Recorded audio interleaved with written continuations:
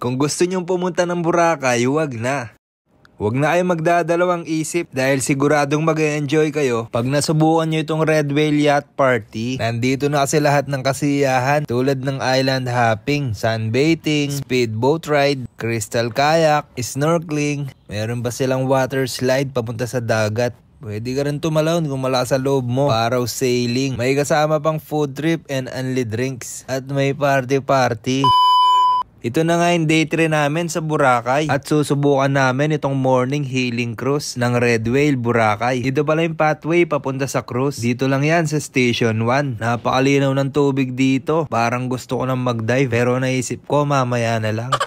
Ayan na nga, pasakay na kami ng cruise at napansin ko agad sobrang warm ng welcome ng mga staff nila sa amin. Isa sa mga nagustuhan ko dito ay para ka talagang VIP pag nag-book ka dito. Pagdating sa mga upuan, meron kang privacy. Ikaw ang pipili ng pwesto kung saan mo gustong umupo. At kakasakay lang nga namin, meron ng libreng snack and drinks. Dito pa lang, alam mong sulit na yung binayad mo. Sobrang bait talaga ng mga staff nila. Yung tipong sila na mismo yung magtatanong kung gusto nyo bang magpa-picture. 5 months pa lang nga pala ang Red Whale Cruise. Siguradong magbo-boom ito dahil sa mga staff pa lang nila ang babait na. Pagkatapos maraming water activities na pwede mong subukan. Mayroon silang sunbathing bed. Pwede mo rin ma-experience maging sirena. Pati nga yung Shokoy pinatry nila.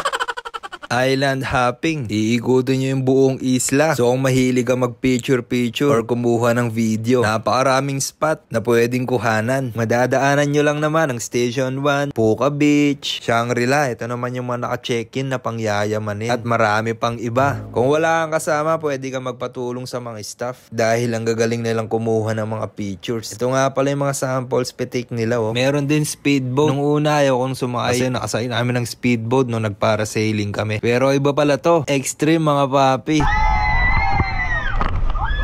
Bumabangking yung speedboat. Kung gusto mo ma-experience mag-crystal kayak, pwede din. Paddleboarding, pwede din. Lahat ng yan kasama na sa babayaran. Pwede ka rin mag-snorkeling hanggang gusto mo. Ayan nga pala si Casey. Kanina pa lumalangoy pero sa Gedli lang pala.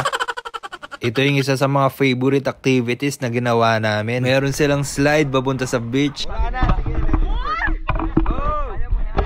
Sabi mo lagi, ngayon mo patunayan lagi kang tama. Ikaw mo.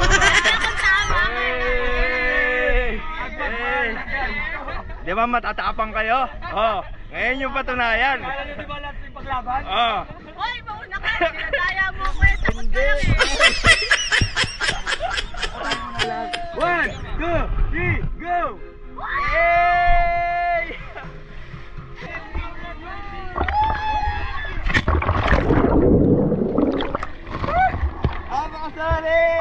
Solid experience to mga papi. Kung gusto mong tumalon sa taas papunta sa beach, meron din tong kasama. Parang maglaya. Pag tumalon ka, meron ka riding boots. Dali. Bili kita riding boots pag tumalon ka. Okay, 1, 2, 3, go!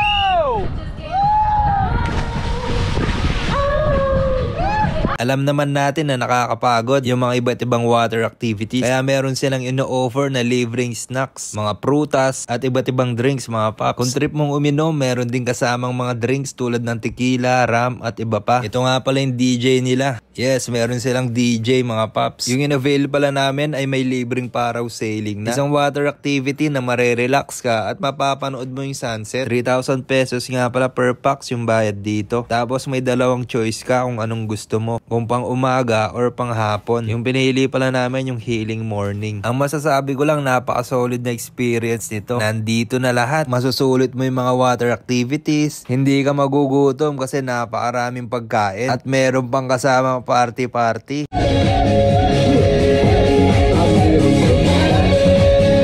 Hanggang dito na lang. Maraming salamat, Red Whale Boracay.